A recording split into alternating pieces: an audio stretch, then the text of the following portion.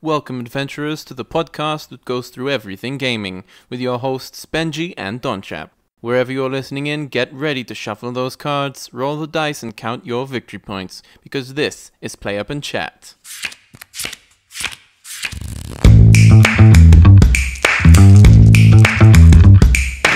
Welcome to the first episode of PlayUp and Chat. It's very exciting for us. I'm with my co-host here, Don. Yay, everybody. And with me as well, we have Magic Man. Hey, everybody, that's me. You heard me say hi at the beginning, so let's, I need to get used to this. Yeah, you need to get used to that.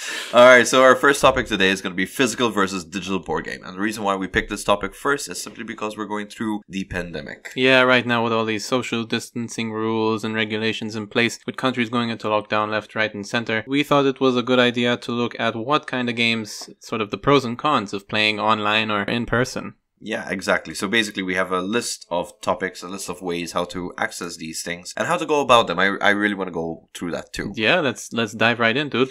Alright, before we do that, the way to support us personally is either to follow and subscribe on our social pages. Yeah, so you'll find us on TikTok, on YouTube, on Instagram, and on Patreon. On Patreon as well. That's awesome. Every 1 cent counts. Well, in this case, €1, I guess. Every little bit counts. It would actually help us to improve our podcast. Yeah, for sure. Let's get straight into it. So, about digitals and physicals, which one do you want to tackle first? I really want to get into digital, actually, because you and I both have a large library of physical board games. That's true. And I speak for myself that my digital board game library is so small compared to the physical one. Yes, same here. The thing is this, the way to access digital board games is through either websites or through applications themselves. One of the famous ones that has really done a big mark lately has been Tabletopia and the Board Game Arena, simply because the majority of them are for free. Oh yeah, for sure. I'm not really, let's say, turned on by some of the user interfaces of these guys. I mean, they're not as easy as, you know, setting up your physical board games. And I think that's one thing that puts me off. I'm not sure about you. The thing is this, when it comes to Tabletopia in specific, right, you have this big problem where the AI is not there. Yeah. So a lot of the mechanics are built into it, the rulings are there, you have access to the rule books if it's the first time playing the game. However, when it comes to the graphic user interface part, it still lacks a lot. Oh yeah, I mean, to be honest, I really know my experience from a couple of games that I got on Steam, actually, which is another one of these portals where you can find digital board games. We both recently got the Game of Thrones board game. Oh, that was so much fun. It is so much fun. I've been meaning to touch that as a physical board game ever since I bought it. Never got the chance to get a play group to actually sit down and play it. Yeah, that's the funny thing. Getting people together to play the game sometimes is the difficult part, which could be actually one of the pros of online games, you know, because you can just plug in and play. The difference between getting a game from like a place like Steam or your mobile app store, right, is the fact that you have to, for the most part, you have to pay or purchase the game, right? It's not as expensive as buying the physical board game at the very least. Oh, definitely not. I mean, some of these games run up 80, 100, 150 euros, you know, even the collectible ones. Yeah, definitely. And the thing is this, in relation to Steam or the mobile app store, it's just going to cost you between 3 to about 15 euros, yeah, give or take. It's pretty good if you ask me. I mean, yeah, decently enough. So what we have here is Steam, when you actually purchase the board game that is there. So I'm talking about stuff like Pandemic, we mentioned Game of Thrones, the board game. The thing is, the AI takes control of all the mechanics, the rulings, the faces. Does. It sure does. It's like having your own virtual game master, which is controlling all the shots, and it goes automatically into everything. So each phase, each step kind of leads you onto it. Exactly, and especially when it comes to like illegal moves. Sometimes in an actual board game, you miss out on them and then realize there's you'll be looking for those illegal moves to get ahead, dude. Well, that's called cheating. But like, we don't cheat. We don't cheat, man. The thing is, when it comes to the AI system, it actually helps you move along quicker. It knows what you should play or what you shouldn't play. So it's kind of all built in. Unfortunately, it kind of gets, not unfortunately, it kind of gets straight into the players playing the game straight from the bat. straight off the bat. You don't really need to waste too much time reading through a lot of rules, trying to get the grips, because it actually guides you through it. I think most of them have like a playthrough, step by step, to explain the rules for you. They actually do, yeah. Once in relation to, as we mentioned, like Tabletopia or the Board Game Arena, you have to read the rule book. You do. It kind of gives you a bit more of a feel of the actual physical board game. So actually opening the box, reading through the rule book, and understanding the game that way. And then, at least from Steam, some of them have the option to just like play through, as you said, which personally, to be honest, I think that's a better feel for me. I like to dive in, get playing straight away. Sometimes reading the rules is quite cumbersome. Yeah, I mean, speaking personally, I mean, I suffer from dyslexia. I'm not ashamed to say that. And sometimes reading the rules, you kind of miss a thing or there, don't understand it completely the way you should. Oh, so, yeah, I mean, we've played games, you and I, in person, and we've played first game, second game, and making mistakes, Oh, completely, yes. I think that's kind of where the pros and cons come in about this. So when you have a physical board game, or even in Tabletopia, to be honest, yeah, you can actually miss out on certain rulings, or you just don't follow through with certain things. That's very you miss true, out. yeah. And you miss maybe some key mechanics that might make you jump ahead in the game as well, or you misplay those key mechanics, which can cause, especially in some Euro games, can cause you to lose out on a lot of points. Yeah, definitely. In relation to like the mobile app, because once you have Tabletopia or Board Game Arena or any game from Steam, you actually have a bigger screen, so you have more control there. On the mobile, for sure. On the mobile app, since you have a small screen, you're not appreciating much the game itself, and even the playthrough, it's hard sometimes to kind of touch the things you need to on the. I'm gonna talk for myself, dude, and say that I got a little bit big thumbs, and when I'm playing mobile games, sometimes I tend to press some buttons and not others, and that's annoying, especially when I'm trying to learn a new board game like that. Yeah, sometimes you come to the point where it's just like, oh, come on, not that, no, why did I press that thing? I didn't want that. The frustration is real. Alright, so let's dive straight into the pros and cons. I'm going to go with the pros and benefits here. So basically, what I think is good about these digital board games is that you can access them at any point. You can play against AI or even online friends. Oh yeah, so even if, let's say we're in the situation right now, right? We can't get friends over because we're in lockdown or we're in quarantine. You can just hop on. You can have a single game with 2 other AIs. You can have a game online with some random people. You can call your best friend and you can say, hey dude, jump on a game, and you can play wherever and whenever you are. Actually, that leads me to my second pro, which is that it's going to be easier to host a game. Where usually you have like transport distance, making it on time, then it's like setting up and all that. Oh yeah, and guys, when you get a game night, you got food, you got drink, you got takeout to worry about, who's cooking, who's preparing stuff. Oh, do I know that? We know that for sure. So basically, it's easier to kind of host up a game and just pop out on the screen, host it, and get people to join, and start the game straight off the bat. There's no waiting about it. Oh yeah, it really is like play on the go, which is another one of our points and benefits, actually. Exactly. Which also takes us on to our next point. Which we already mentioned. The AI takes control of all the mechanics. Yes, it does. So I guess we can actually jump that because we kind of already mentioned it. We jumped a bit ahead with that one. We did jump a little bit ahead, but all right. That's okay. So let's jump on to the cons then. In that case, what I find personally, I'm a collector, but at the same time, when there's a board game that's just been gathering dust for me, like I had... you feel bad about it.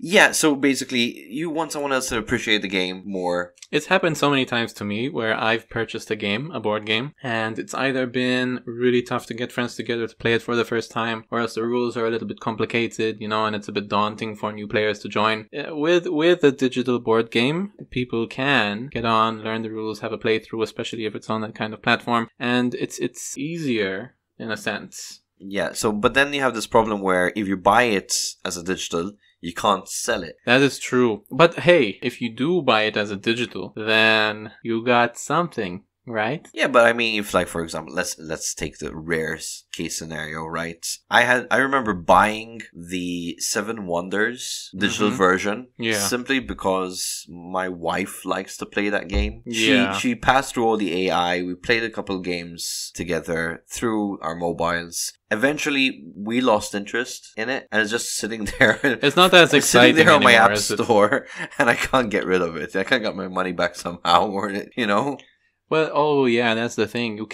You resell these kind of things, you know? It's like with a physical board game, let's say you make an investment and you've got a something tangible that you have, you know? You lose interest in it, maybe you can put it in secondhand store, you know? Yeah, you can even trade it. So you could trade it to anyone else, but with a digital version, it's not so easy, actually. It's there, as you said, just on your app store, you paid for it. What can you do with it? It's not tangible. yeah, definitely. And the thing is, it's more of a dislike rather than a con for me. It's the fact that you don't get the same feel of a board game. You know, when you sit around the table, there's that vibe that you create with friends, you know, you're into it. Oh, for sure. And sometimes, I mean, we love to do this where we've even had music in the background, you know, we set it up all nice. We get the feel of it. We got all the little miniatures and the pieces of the board game set on the table, and it's just immersive, you know, and sometimes it's that you're lacking that physical feel, that physical immersion of the board game when you play online. Even like if you're playing a certain game where you have a traitor on the table, you can actually kind of look around and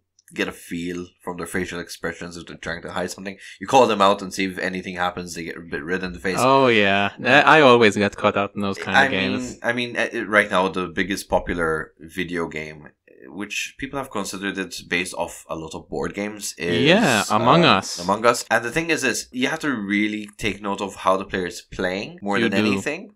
And I've seen like in-depth analysis of these of Among Us, you know, and this guy is playing like this, so he must be suspicious. He must be the imposter. But it's not the same feeling feel when you're sitting down on a table. Yeah, you can see someone who is guilty in front of you, at least. Yeah. You know. Don't can see right through me. Oh yes, you suck at those games in person, man. I sure do. For me, that might be a pro, you know, because it's a better for me to play an online version of one of those games and not really get caught out as much with my facial features. Yeah, fair enough. It is, but again, I mean, you're not going to find something like Werewolf or Resistance online. It doesn't really work. It doesn't really work. I mean, it's lacking a lot of interpersonal feel, you know, that social element. Yeah, I mean, they are social games, right? They're party games, social games that you're going to need a large group of people. You're going to either do it with your friends or maybe with new people, which kind of loses that social element online.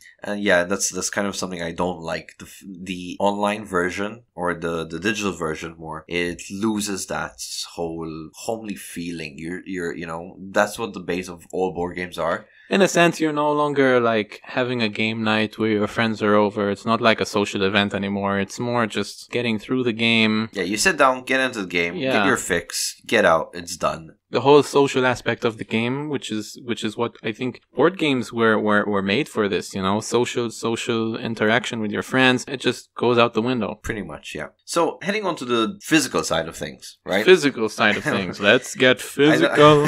Physical. All right, so where can you find physical board games? I mean, there's a lot to go around this.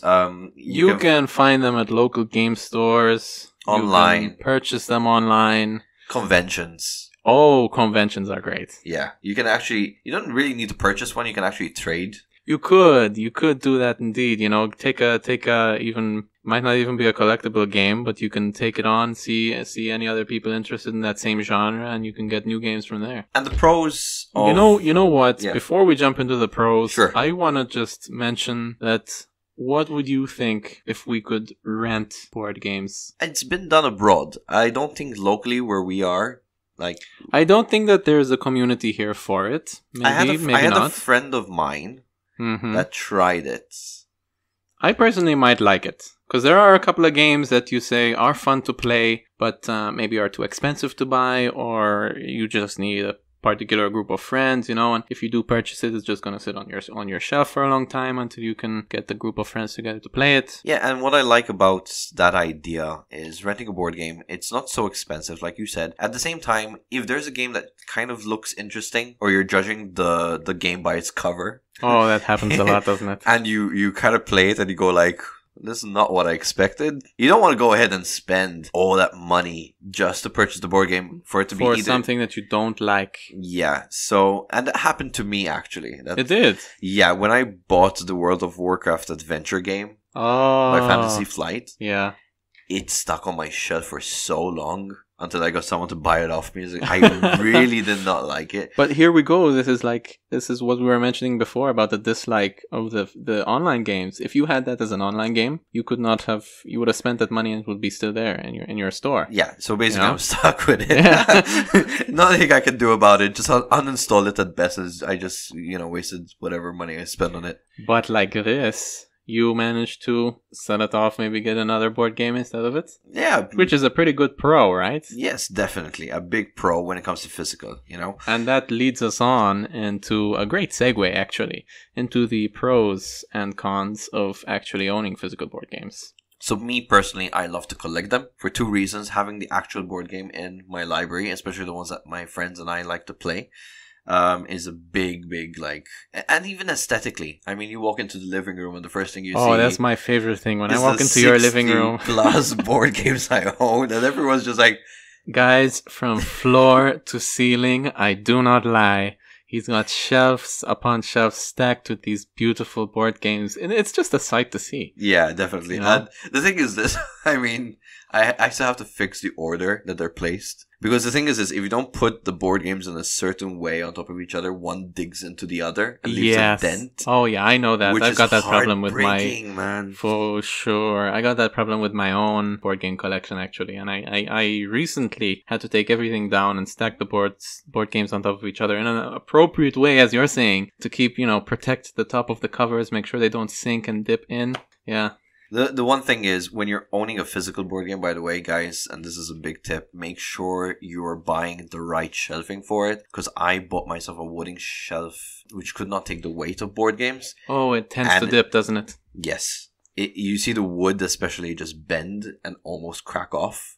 And that's not a pretty sight when you see your board games or the games that you've spent your hard-earned money on, your little babies, if you can call them that. Definitely, You want them to be safe and protected. Yeah. And then, so I guess it can be a con in a way. It can be a bad thing because if you don't have place where to store, if you don't have the space to store your games, yeah, I mean that's gonna be a problem. If you guys are buying games because you're collectors or you want to be collectors like us, it's a pretty big con if you ask me. If you have to make sure you have the space for them. Yeah, I was living in you came over to my small apartment. I did. When not the one I'm in now. I mean, now it's much bigger. So, you got much more space for it. Yeah, but when I had you had just 3 rooms, small living room, small kitchen, bedroom, done. And that's it. Right? So then you're trying to fit all your board games on this one. All the board, and he didn't even have all his board games there, guys. No, I had to keep some at my parents' place. Oh yeah. So remember, keep space for these board games because a game might come out now and it's just one box, and then maybe in a couple of months' time an expansion is released and that's another box, and some more expansion, that's more boxes. I have one game which is 4 huge boxes. Heroes of Land, Air, and Sea. Oh yeah. I love that game. But it's huge. It doesn't even fit on the shelves that I have space for my board games. And sometimes I guess the fitting of the way they go on the shelves also. The thing is I like to stack them on top of each other. Mm-hmm. I've seen people stack them side by side. Oh, I hate that.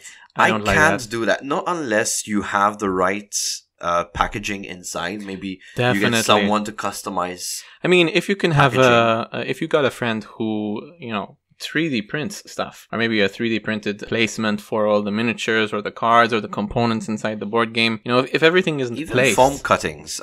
Foam, yeah, I anything like is foam good. Cuttings better. I commissioned a guy to actually design the Spartacus Blood and Treachery inputs, which was pretty decent. However, because of the cards specifically, if you don't kind of put them in a box or tie them with a rubber band or something, the minute they go sideways, you have all the cards spreading around, and they mix, and it's really unpleasant. So I guess this is one of the cons of actually having a physical copy, but it's no big deal. I mean, when you're traveling around, that's another kind of con about it. The fact that it can get damaged. It can get damaged. I mean, there are specific carrier cases, but again, these are it's an expense. Like when you have a digital board game, everything is in your library, it's in one place, it's in a file and a folder on your PC, that's fine. You can carry your PC around, right? Well, if you have a laptop or... I laptop, wouldn't carry my desktop maybe around not, unless maybe it's not, a LAN party. Definitely not gonna do that. It's going to be one of those moments where you gotta be careful. You want to protect your stuff. you do want to protect your stuff. I So mean, this- you pay money for it. So this may add as a con if you're on a budget.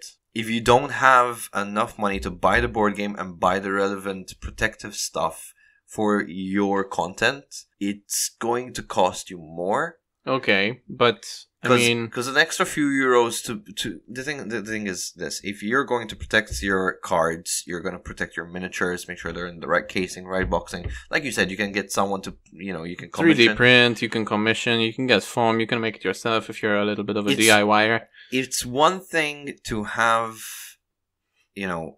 stuff protected and it's fine. You just remove the protection, replace it. It's another thing that you have to actually buy part of the game, Yeah, if not the whole game itself again. So that's going to be costing you double. double indeed. I mean, sure, you might have but I mean, well, no, I wouldn't want to. I wouldn't want to have to spend double just to replace a couple of pieces. Actually, thinking about it. There you go. Yeah. I mean, don't get me wrong. Online, eBay, and other selling platforms online do sell individual parts. Yeah, but I mean, if you can protect everything from the beginning, right, it's better. Yeah, definitely. But there's this problem that if you don't, you're going to damage them. If you do, it's going to cost you money.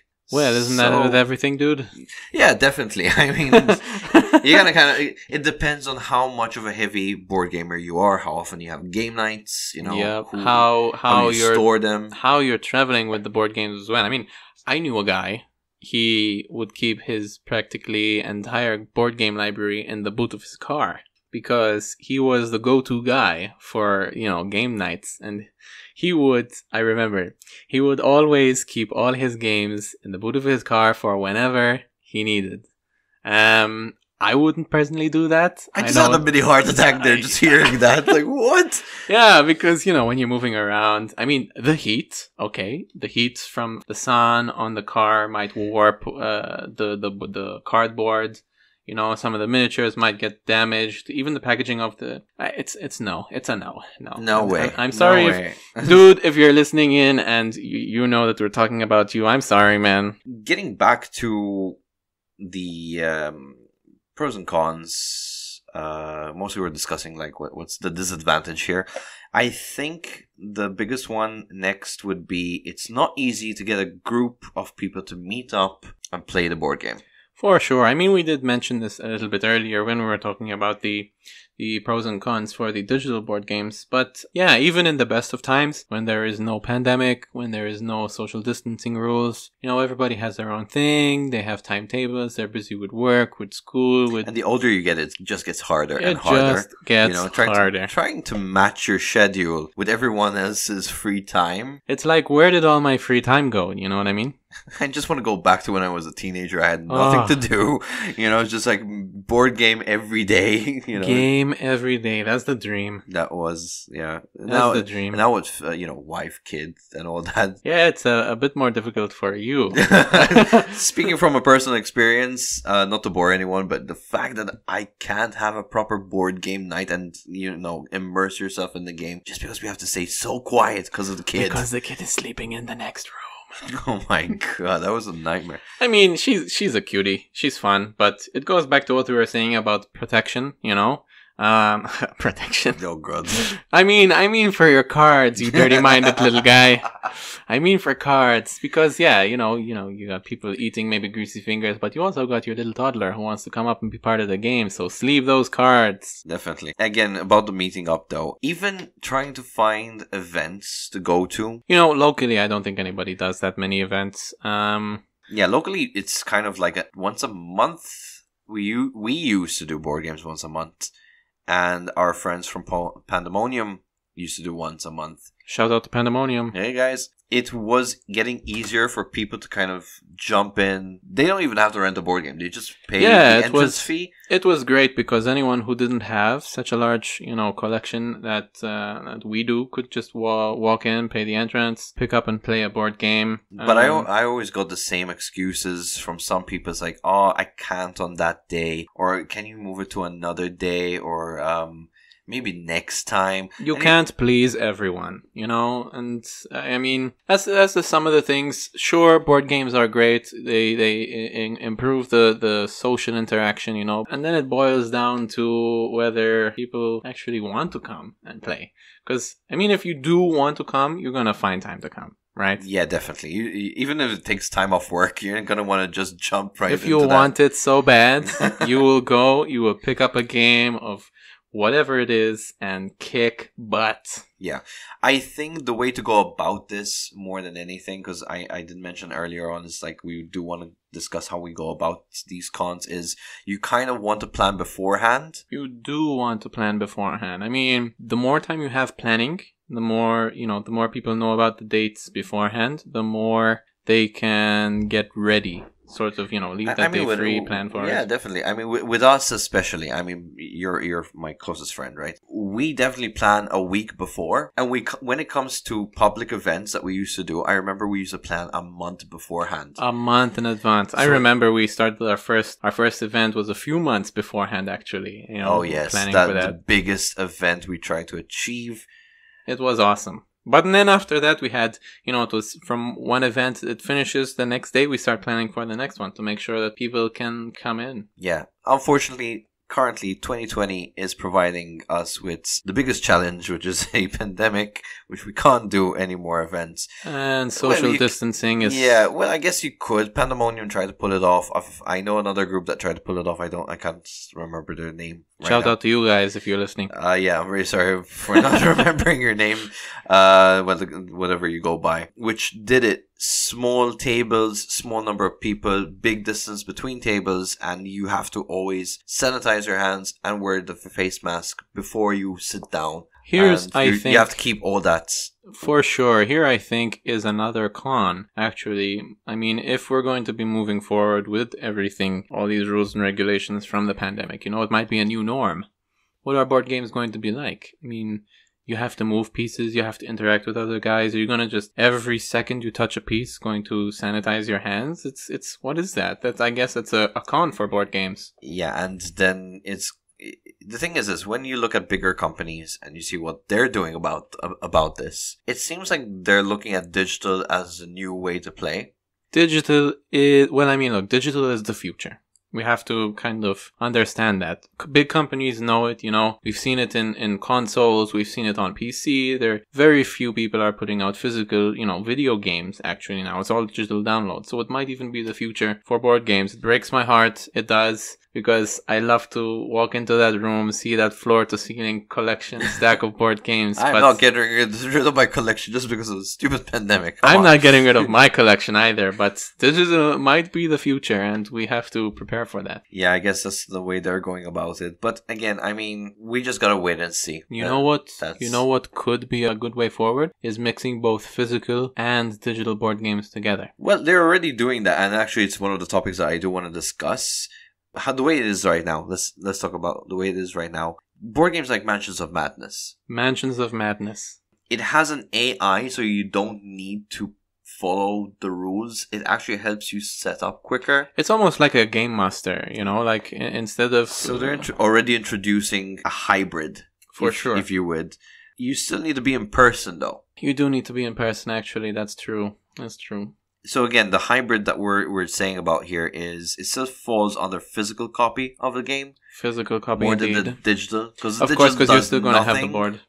Yeah, the digital does nothing but replaces the guy who manages the rules in that game. Let's say the game master for... Yeah, definitely. We could definitely call him a game master for this purposes. In fact, 2nd edition introduced that for that reason. To replace the game master so there's no mistakes. It just kind of does that job. So let's head back here because we did go astray a bit from the physical side of things.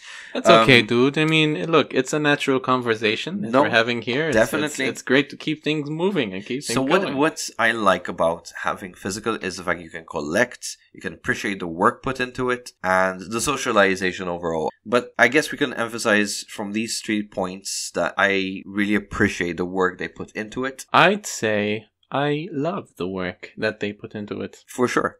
I mean, can you imagine a board game without seeing certain artwork, seeing certain figurines? You know, sometimes it is the deciding factor for me on whether I buy a board game or not, because they've got some amazing miniatures out there, you know, and it doesn't feel the same as looking at it on a screen. I mean, sure, you got some great VFX artists out there trying to put these pictures all together, you know, in 3D models and renderings, but imagine a miniature printed, you know, you can feel it if you want, you can paint them, you can get artistic yourself with it. I think that encompasses a whole new realm, you know? Definitely. So the hard work that's put into this, I'm not saying that in digital there's no hard work, it's definitely something else, but when you start looking down at like designing the cards, designing the artwork for the board, miniature printing, you know, that takes in a whole different art itself. When you're online, you don't appreciate it as much. Maybe it's just because we're oldies, you know, and we like the traditional, you know, pen and paper kind of feel of things. Yeah, that's another thing. I mean, what does that tell us about the future gen? Future generation of gaming. I mean, well, gamers, for our specific, actually. yeah, for our specific hobby, though, you know, board games. I mean, look, I'd say as long as there are people interested in, let's say, the hard work, the art style, you know, the physicality of the board games, I think that there will always be an interest. I mean, sure, it might not be as cool and as flashy as some of the VFX that you see in today's video games. I mean, some of the graphics are insane. Yeah, definitely. You know, but it still doesn't beat the feel of pen, you know, like just miniature feeling, moving around the physical board. It's nostalgic sometimes. You know, it's like I think about my childhood days when we used to sit down and play with that thing, and you can't change that. I think we can even see it with the most basic board games that are traditional board games, something like Clue, or some people know it as Cluedo. Yes. When they replace the miniature, which is colored for your pawn, to an actual 3D printed model of what that person should look like. Makes all the difference. It just takes it to a whole new level for me. It's a whole new level of immersion. Don't get me wrong, the game itself stays the same. They added a few other mechanics to kind of speed it up because maybe it takes too long. But other than that, the fact that those miniatures came out has made me want to buy that version even more. Well, that's the board game collector in you, dude. I know. You know. Physically, again, that's the physical aspect. When it comes digitally, I meant to say, if it wasn't for digital, I don't think I would have been able to, one, learn the rules for certain board games as quick as I did. And second of all, I don't think, especially during this period of time, going back, revising, I wouldn't have been able to play certain games, you know? Yeah. Especially, like, my favorite game, the one thing that I really wanted to play, but just prior, a few weeks prior to the lockdown being announced. Oh, yeah. You know, the first lockdown, I'm saying, the first time COVID just broke out, is the Game of Thrones, the board game. I was so itching to get a group together. We were dying to play, you know, coming up with who to play with, who would be the perfect people to like go really strategic in this game. And then lockdown hit, and that was a big, you know, door in the face, kind of. So I guess digital does help in certain aspects. I don't think it's going to take over the board game hobby completely. I mean, we have played that Game of Thrones digital version quite a few times, but I'd say we've played physical versions of board games much more, even through now. Definitely. So, which is better? I think they both have their different sides of it. Pros and cons. One's better in one aspect, the other one's better in another. I don't think we can say that one is better than the other. Nope, because they inhabit two different spaces. You know, they're there for their own reasons. They're there for their own, maybe even own set of collectors. You know, you might have a digital version collector compared to a physical version collector. But I think that we, your hosts, Don Chap and Magic Man, are more in tune with the physical side, and we're going to be like that for quite a while. Yeah, we tried not to be biased here when we come to this. We really tried not to. But thank you very much for listening, guys. This is the end of our podcast. I hope you enjoyed listening to our first ever episode, and we'll get to making another one soon, and we'll see you guys, well, you'll hear us and next week. Definitely. If you do like our content, please go ahead and subscribe, follow on all forms of social media where you find us. Like, share, subscribe, all of that jazz. Thank you so much. It helps us out big time. Thank you very much. Have a good one.